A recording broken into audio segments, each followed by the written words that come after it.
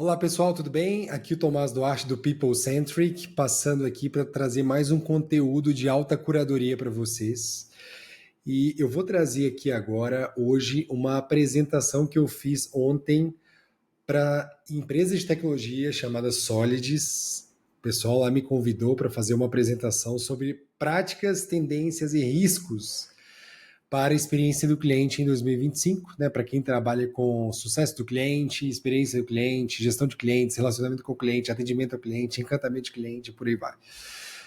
Estou aqui no nosso estúdio gravando aqui e a ideia aqui é uma apresentação rápida, algo em torno de 30, 40 minutos. Eu vou tentar reduzir essa apresentação para ser mais prático.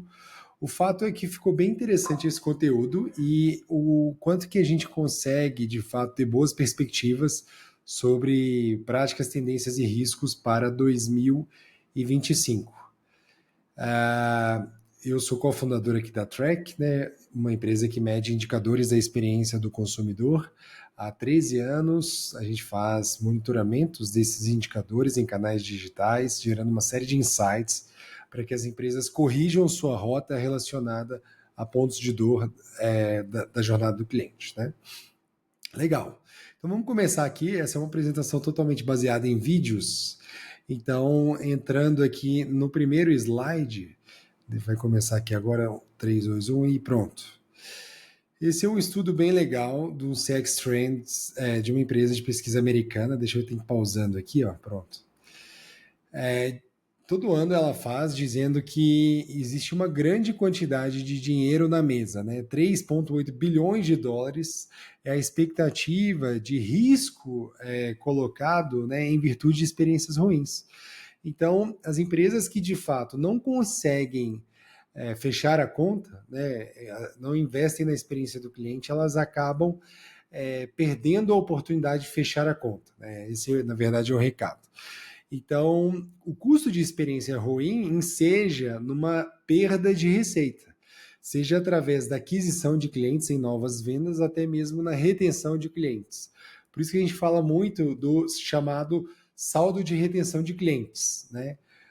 O saldo de retenção de clientes nada mais é do que o saldo final entre todas as expansões de receitas e novo dinheiro que você trouxe, versus a redução das suas receitas, com churns, cancelamentos, downsell, né, redução de contratos e por aí vai. Então, renovar os contratos é muito importante. Né? E se você não foca de fato em guiar uma boa experiência, atingindo alto nível, né, em todas as interações dentro de um ponto de contato da jornada do consumidor, você está fazendo parte dessa estatística aí, ó, 3,8 bilhões de dólares em receita é o que você está perdendo. Então, esse é um estudo bem recente. No ano passado, só de curiosidade, esse volume era 3,4. Então, aumentou agora e tem uma grande oportunidade. Eu falei em outro vídeo sobre tendências, né, de 2025 para 2030 do Fórum Econômico Mundial, dizendo que a centralidade do cliente está, né, como top 10 habilidades para 2000 e para esses 5 anos, né, 2025 a 2030. E o fato é que é muito importante. Esse tema ele continua muito latente e se você não tem essa habilidade, você está perdendo essa oportunidade de manutenção e expansão da receita. Né? Então tem várias correlações. Nesse estudo é bem legal porque você pode ver sobre a erosão de confiança. Na verdade, em uma outra matéria que eu trouxe num portal chamado CXM Portal, né? Na verdade, é um portal da Inglaterra que, inclusive, eu estou participando pelo segundo ano como um influencer ali renomado que eles condecoram. Né? Então, assim, para mim é um privilégio. Com muita humildade que eu peço o voto de vocês. Tenho essa missão de compartilhar, de fato, os melhores conhecimentos, sem nada em troca, né? Aqui existe almoço grátis. Então, a ideia aqui é, de fato, que a gente leve o melhor conhecimento. E falando de conhecimento, nesse estudo que eu observei, a erosão de confiança ela acontece muito, né? Há uma queda do feedback. Muito em virtude dessa falta de confiança no plano que as empresas criam para os clientes e dizendo, olha, o cliente não percebe que dar esse feedback vai fazer alguma diferença para ele, né? Na prática, as coisas continuam tudo como estão, né? Então, é muito importante que o cliente, ao dar o feedback, ele tenha alguma resposta, ele tenha alguma ação, senão haverá uma erosão de confiança. Haverá uma erosão de confiança e dessa maneira a gente vai ter problemas, né? Na prática, a gente está dizendo que a empresa ela não está, ela está pedindo um voto de confiança para o cliente ao dar feedback, mas ela não está gerando qualquer tipo de ação, e isso é muito ruim. E eu não estou falando só de pesquisas de NPS, CSAT, SES, eu estou falando aqui de voz do cliente em geral, né? Seja num saque, seja numa conversa que a gente tem com o cliente, seja numa rede social, seja num site de reclamação, por exemplo, nos sites de reclamações, né, por exemplo, nas pesquisas e por aí vai. Então, esse é o aspecto mais relevante. Foi listado, né, agora, com base nos números de 2024, que a comunicação é o principal problema, né, relacionado às organizações em 2024, ou seja, a comunicação com os clientes tem sido um problema. Então, não existem comunicações claras, confiáveis, que situem o cliente onde ele está e dessa forma, né, não há transparência. Então, é muito importante que a gente tenha comunicação síncrona, né, ou seja, uma comunicação muito ativa. É uma comunicação, enfim, síncrona eu quis dizer no sentido de ser proativa, né? De sempre estar comunicando o cliente onde ele está, quais são os próximos passos, o que são prazos, enfim, quais são os riscos, o que está acontecendo, se o plano foi alterado e por aí vai. Então, essa é a ideia aqui de problemas de comunicação. Porque a ausência de comunicação, eu sempre falo isso, gera uma insegurança, uma frustração. Então, a partir disso, é muito importante que a gente garanta que haja essa comunicação com bastante assertividade. Assim, você vai estar resolvendo o principal problema de 2024 na visão dos próprios clientes, tá? Indo além da comunicação, olha só que legal, né? Eu peguei aqui uma estatística, eu estava conversando com uma liderança do iFood, né? E o fato é que esse número já cresceu, né? Mais de 75% dos atendimentos do iFood já são com inteligência artificial. O iFood, em agosto de 2024, completou 100 milhões de pedidos em 30 dias. Isso é algo insano. Se a taxa de contato dele for 1%, significa que 1 milhão de pessoas entraram em contato com ele pedindo algum tipo de ajuda. Então, 75% seriam 750 mil atendimentos realizados por IA para resolução de problemas, né? E a gente tem vários níveis de atendimento por IA, né? Mas o fato é que alguns já são muito próximos à singularidade, ou seja, o computador já é tão inteligente e convincente como o ser humano que na prática a gente tem já não percebe mais, né? E o iFood está fazendo isso muito bem, com total foco, né, na eficiência, qualidade, atingindo cada vez mais essa singularidade. E olha que eu nem estou falando ainda dos agentes de IA, né? Que eu estou falando dos chatbots por IA, né? E uma provocação, deixa eu parar aqui. Olha só, eu trouxe esse caso aqui da Eco, que eu vou falar, uma empresa que eu sou um sócio investidor e também faço parte do conselho, né? Mas eu queria trazer uma provocação da fala do Satya Nadella, né, que é o presidente da Microsoft. Deixa eu pausar aqui, porque ele está muito rapidinho esse slide. Pronto. Opa! Aí, nossa senhora. Mas vou segurar aqui, vai. O fato é que o Satya, ele diz que todos os aplicativos, né, na verdade, todos os softwares como serviço, se tornarão agentes de IA multibanco de dados. O que ele quis dizer, né? Ele, assim, isso gerou até uma polêmica, né? O fim do software como serviço. E olha só, quantas aplicações tecnológicas são utilizadas em software como serviço para gerir a experiência do cliente. Eu estou falando de um Salesforce, estou falando da Track, eu estou falando de um Zendesk, por exemplo, né? Então, tudo isso se tornará um agente, né? Ou seja, um agente com o objetivo de fazer a gestão como um todo, né? Então, será o fim do SaaS mesmo? Eu vi várias críticas a essa fala e tal, mas o fato é que Cada vez mais a gente não precisa de um sistema que é como se fosse uma planilha de Excel muito bem feita e orquestrada, enfim, com comunicações.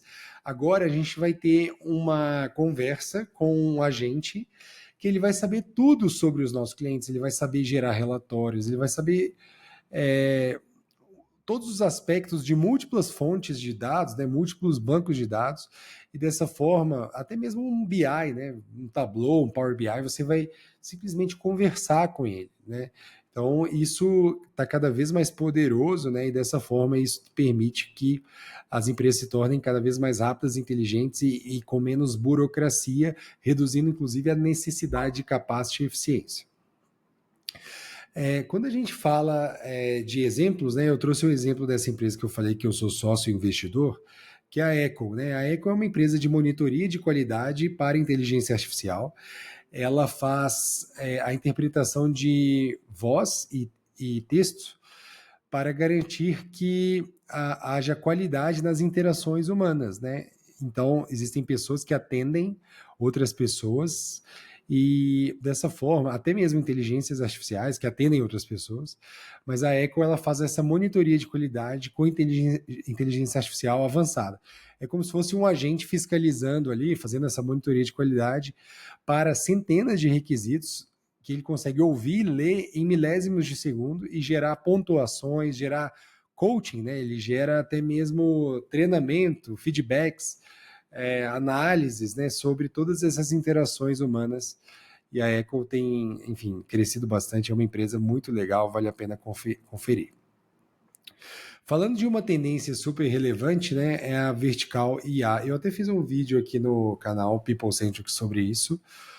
Mas a IA, né, vertical, o que ela quer dizer? Né? Que os maiores especialistas se tornarão agentes de IA replicáveis. Né?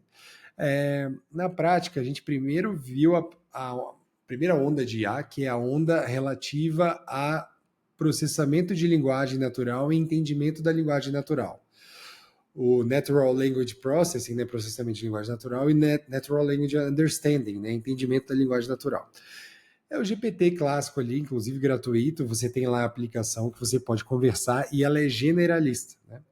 Na sequência, começaram a ter os agentes de IA, que são figuras, né? São como se fossem agentes mesmo, são robôs, né? Que você cria para repetir uma função. Só que um agente de IA, ele ainda era generalista, ele era horizontal. E agora, né, os grandes fundos de investimento americanos, eles se tornaram, né, enfim, vem falando sobre isso, que os agentes estão se verticalizando, né? Então, vamos pegar um neurocirurgião, foi o exemplo que eu dei, né? Um neurocirurgião que ele tem muito conhecimento embarcado e ele pode, né, ser um grande consultor técnico sobre esse assunto. Ou então vamos falar com o Tomás, que estudou NPS a vida inteira, métricas de experiência do cliente, e colocar todo esse conteúdo e replicar. Ou então vamos falar, sei lá, do jeito Mercedes de atender o cliente, Mercedes-Benz, né, de atender o cliente. Então tem várias lógicas, né, de você usar grandes referências extremamente especializadas e dessa forma você vai conseguir endereçar ali um agente verticalizado que vai ser muito bom naquele assunto. Um exemplo que também é muito falado é sobre um médico que consegue detectar, enfim, fazer um diagnóstico médico. Né? Então é um exemplo também sobre agente de IA. Antes, né, assim, você não existe essa habilidade numa IA horizontal, né? Agora você pode embarcar conteúdos verticalizados e uma ferramenta que a gente tem usado é o Google Notebook LM, é bem legal, você pode subir até 50 materiais e dessa forma garantir que você tenha uma formação de um conteúdo específico sobre aquele tema verticalizado e ele até gera um podcast muito natural, muito legal sobre essa questão. Aquele assunto específico, né? Ele gera uma conversa. E quais são os benefícios? Né? O primeiro é a eficiência operacional. Então a gente tem automação específica com escalabilidade, né? Naquele assunto que alguém é muito, muito fera. Né? Imagina só esse neurocirurgião que estudou a vida inteira, tem seus conhecimentos replicados, né? E isso, claro, faz parte de uma propriedade intelectual que pode ser vendida, inclusive, né? Então, esse agente verticalizado vai aumentar muito a produtividade. O segundo ponto de benefícios, né, nós temos aqui a tomada de decisões aprimorada, né? Então, na prática, hoje, para a gente tomar uma decisão, a gente tem que avaliar uma grande quantidade de dados. Então, se você tiver um agente muito especialista, por exemplo, em FP&A, ou então um agente muito especialista em churn, não sei, né? Exemplos. Um agente muito especialista em banco de dados, né? Ele vai te ajudar muito na tomada de decisão de um assunto extremamente técnico, né? Então, empodera ali as equipes, né, para facilitar esse dia a dia. E uma outra possibilidade de aplicação é a verdadeira personalização, né? Então, quanto custa ter um agente concierge, por exemplo, de um banco? É o cara que entende tudo sobre o que está acontecendo, né? Ele sabe todos os dados do Tomás, ele sabe quantas faturas de cartões eu tenho, qual que é o meu saldo, quais são os contratos que eu tenho, os investimentos e por aí vai, as oportunidades, quanto que ele traz de retorno, né? Então, isso garante uma personalização muito mais avançada, né? Então, é um agente verticalizado e não generalista. A gente não vai achar isso no GPT ali gratuito, né? Então, esses agentes concierges, né, eles tendem a ser mecanismos para que nós consigamos criar experiências cada vez melhores, né? Então, o agente que entende tudo sobre nós, né? Ele pode até ir lá no Reclame Aqui fazer uma reclamação para a gente. A gente não precisa de ir lá no Reclame Aqui. Ele vai lá no Reclame Aqui. Ele vai resolver o problema no saque para a gente. Ele vai, enfim, resolver uma questão contratual. Ele vai analisar um contrato, né? Então, é um assistente pessoal mesmo. O agente concierge é uma tendência das empresas terem seus agentes concierge para garantir experiências cada vez mais fluidas. Uma outra tendência também são as experiências impagáveis, né? A gente vê, assim, né, numa experiência, as experiências que as marcas oferecem, né, entregam aos seus clientes, elas são muito comoditizadas, né? Então, cada vez mais as experiências impagáveis, inesquecíveis, são as experiências mais legais, né? As experiências mais marcantes em termos de conexões emocionais. Quanto custa ter uma aula de tênis com Gustavo Kirten? Quanto custa fazer uma aula de pilotagem numa pista de corrida com o Felipe Massa? Quanto custa ter uma experiência gastronômica com o Alex Atala, chefe de cozinha? Isso é impagável, né? Assim, é muito mais inacessível. Então, as marcas deveriam focar bastante nessas experiências inesquecíveis, impagáveis e exclusivas, né? E olha que eu não estou falando somente da experiência premium, a experiência VIP, né? Saber escalar, né? Isso acaba sendo bastante positivo também. E dessa forma, a gente consegue gerar conexões eternas, ou quase eternas, né? E por fim, né, eu falei que ia conseguir reduzir aqui, tá quase 20 minutos. Não fechar a conta é o maior risco. Não adianta nada a gente fazer vertical IA, experiências impagáveis, se a gente não tiver eficiência em termos econômicos, né? A empresa precisa fechar a conta, ela precisa trazer receita. A empresa nasceu para trazer receita. As teses de experiência do cliente são totalmente focadas e orientadas a retorno de investimento. Isso tem que trazer aquisição de clientes, redução de churn, né, retenção, aumento de retenção, redução de custos de atrito, expansão das recomendações, né, usar a experiência do cliente como um canal de aquisição, né? Então, isso faz toda a diferença. Então, eu encerro por aqui, é um highlight aqui super rápido, né, uma apresentação pocket, né, super rápida, sobre algumas tendências super quentes sobre o tema inovação, né, e em experiência do cliente, que está super conectado com 2025, tá? A gente vê, isso é baseado em estudos, baseado em muitas conversas, né, e, enfim, uma ideia própria também, né, uma curadoria que a gente tem aqui internamente, garantindo que a gente fale de tendências realmente factíveis para o ano. Então, muito obrigado pelo tempo de vocês. A gente se vê numa próxima. Se inscreva aqui no People Centric, compartilhe aqui com seus amigos, deixe seu comentário. Um grande abraço, até mais.